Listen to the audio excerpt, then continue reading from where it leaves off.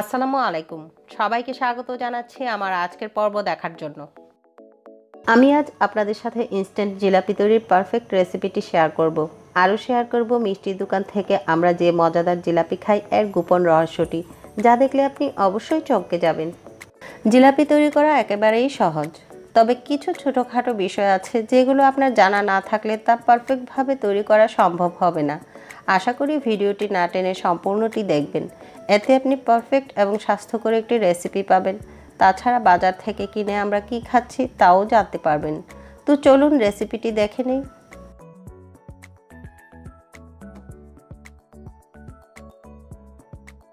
জিলাপি তৈরির জন্য একটি মিক্সিং বোলে 1 কাপ ময়দা নিয়ে নিয়েছি। এইখানে 100 গ্রাম ময়দা আছে। এর সঙ্গে দিচ্ছি হাফ কাপ বেসন,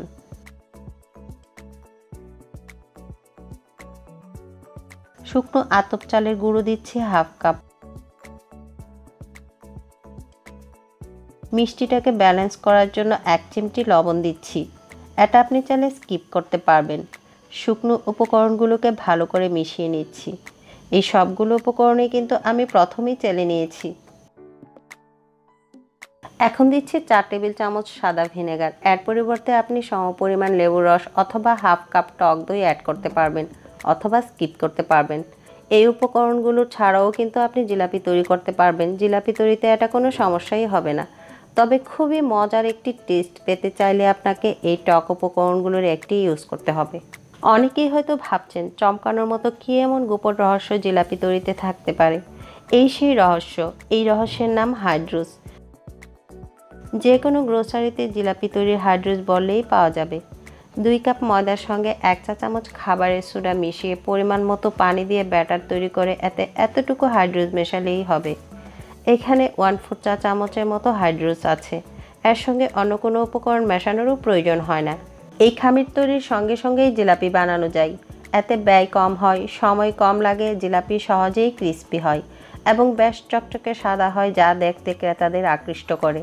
তাছাড়া বর্তমানে বিভিন্ন বেকারি সামগ্রী সহ আরও অন্যান্য খাবারেও তা ব্যবহার করা হচ্ছে। ল্যাবরেটরিতে পরীক্ষা না করে আপনি কখনোই বুঝতে পারবেন না খাবারে এই বিষাক্ত হাইড্রোস ব্যবহার করা হয়েছে। এই উপাদানটি গার্মেন্টস শিল্পে কাপড়ের রং সাদা করতে ও অন্যান্য কাজে ব্যবহার করা হয়।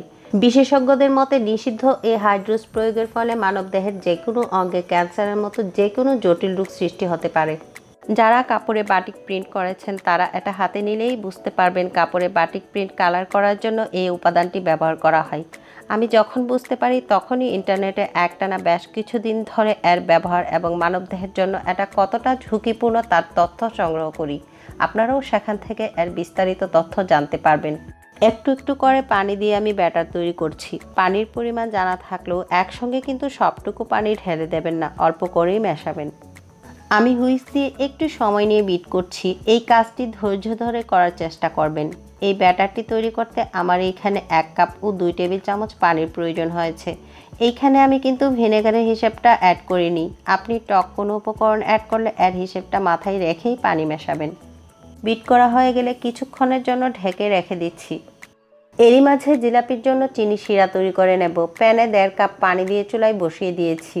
এই পানির সঙ্গেই আমি 3 কাপ চিনি দিয়ে দিচ্ছি। রেসিপিটির ইনগ্রিডিয়েন্টসগুলো ডেসক্রিপশন বক্সে দেওয়া আছে। আপনাদের কোনো কনফিউশন থাকলে সেখান থেকে দেখে নিতে পারবেন। ফ্লেভারের জন্য এলাচ দিচ্ছি 2টো। আপনি না চাইলে এটা না দিলেও হবে। জিলাপিটাকে কিছুটা কালারফুল করার জন্য আপনি চাইলে এতে লাল বা কমলা ফুড কালার ইউজ করতে পারবেন। আবার চাইলে ময়দার ব্যাটারটির সঙ্গেও অ্যাড করতে পারবেন। তবে আমি কিন্তু কোনোটাতেই তা অ্যাড করছি না। শিরাটাকে কিছুক্ষণ জাল করে নিয়েছি। এখনও তা অনেকটাই পাতলা আছে। খেয়াল রাখবেন শিরার ঘনত্ব পারফেক্ট না হলে কিন্তু আপনার জিলাপি মুচমুচে থাকবে না। এটাও জিলাপি তৈরির খুবই গুরুত্বপূর্ণ একটি টিপস।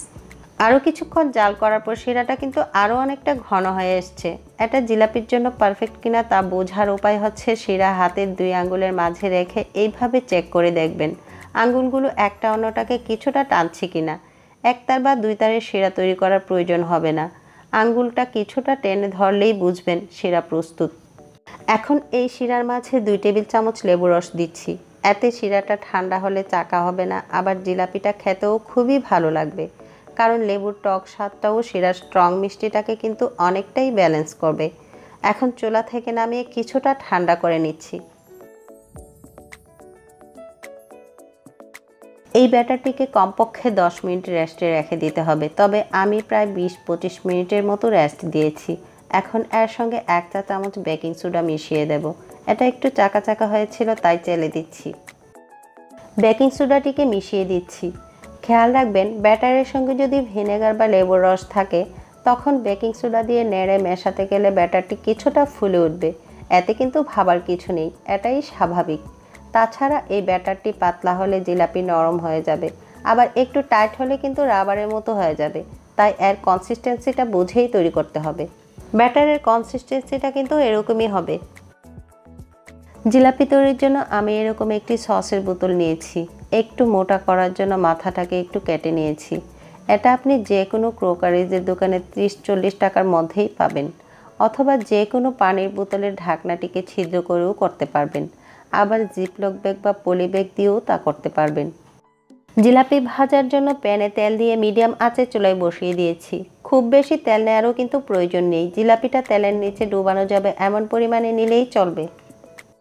তেল কিন্তু ভালোই গরম হয়েছে। এখন জিলাপিগুলো দিয়ে দিচ্ছি। জিলাপিগুলো কিভাবে ভাজতে হবে তার একটি টিপস ভাজার শুরুতেই শেয়ার করছি।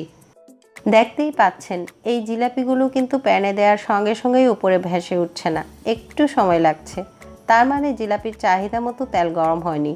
আরও একটি কথা মনে রাখবেন, জিলাপি তৈরিতে কিন্তু বেকিং পাউডার ইউজ করবেন না, বেকিং সোডাই ইউজ করবেন। এতে জিলাপিগুলো অনেক সময় পর্যন্ত মুচমুচে থাকবে। এইবার জিলাপির পেছনের অবস্থাটা দেখে নিই। পেছনের সাইডগুলোও কিন্তু কিছুটা চ্যাপ্টা হয়ে আছে, ওপরের সাইডের মতো ফুলে ওঠেনি।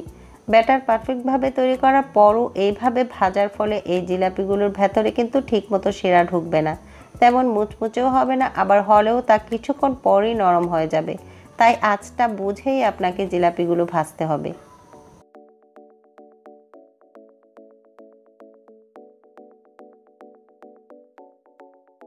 এখন দেখুন জিলাপি প্যানে দেওয়ার সঙ্গে সঙ্গেই কিন্তু ভেসে উঠছে।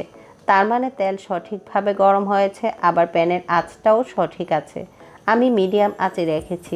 এক এক প্যানের তাপমাত্রা কিন্তু এক এক রকম, তাই এটা আপনাকেই বুঝতে হবে। উল্টো সাইডগুলোতেও দেখুন উপরের সাইডের মতোই পুরোপুরি ফুলে উঠেছে।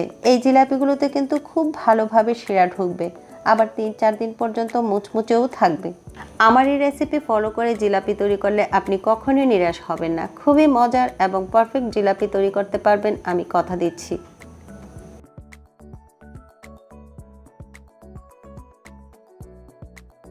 এইভাবে গোল্ডেন ব্রাউন করে ভেজে প্যান থেকে তুলে নিচ্ছি। খুব সহজ এবং ভিন্ন স্বাদের রেসিপি পেতে প্লিজ আমার চ্যানেলটিকে সাবস্ক্রাইব করবেন এবং বেল আইকনটি অবশ্যই ক্লিক করবেন যেন আমার লেটেস্ট ভিডিওগুলো সহজেই আপনার কাছে পৌঁছাতে পারে। প্যান থেকে তুলে সঙ্গে সঙ্গে শিরার মাঝে রেখে শিরায় এইভাবে ডুবিয়ে দিচ্ছি। পরবর্তী ব্যাচ ভাজতে যতক্ষণ সময় লাগবে ততক্ষণই কিন্তু এগুলোকে শিরার মাঝে রাখতে হবে। এরই মাঝে পরবর্তী ব্যাচের জিলাপিগুলোও ভাজা হয়ে গিয়েছে। এখন এইগুলোকে শিরা থেকে তুলে সার্ভিং ডিশে নিয়ে নিচ্ছি। এইভাবেই সবগুলোকে ভেজে নিচ্ছি। এখন একটা জিলাপি আপনাদেরকে ভেঙে দেখাচ্ছি।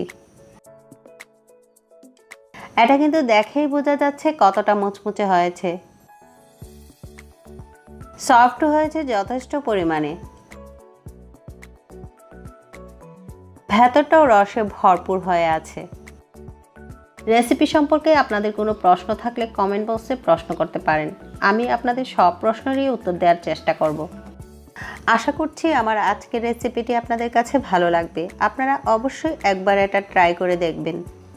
আমার আজকের ভিডিও দেখার জন্য সবাইকে অসংখ্য ধন্যবাদ। সবাই ভালো থাকবেন, নিরাপদে থাকবেন। আল্লাহ হাফেজ।